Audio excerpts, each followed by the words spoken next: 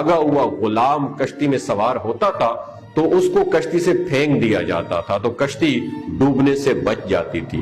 तो कुरा निकाला गया, कुरानंदाजी की गई, तो तीनों मर्तबा हजरत यूनुस अलैहिस्सलाम का नाम निकला, चुनाचे उनको कश्ती से फेंक दिया गया। तो अल्लाह ने मछली को ये ऑर्डर दिया कि मेरे नबी को अपने जिस्म में महफूज कर लो। तो हजरत यूनुस अलैहिस्सलाम उस मछली के पेट में 40 दिन तक जिंदा रहे, और बाज रवायात में 3 दिन भी लिखा गया है। तो वो मछली जिसने आपको महफूज किया वो भी जन्नत में दाखिल होने वाले जानवरों में से एक होगी। नंबर 7, हजरत उजैर अलैहिस्सलाम का गद्दा। हजरत उजैर अलैहिस्सलाम को बुख्त नसर ने कैद कर लिया।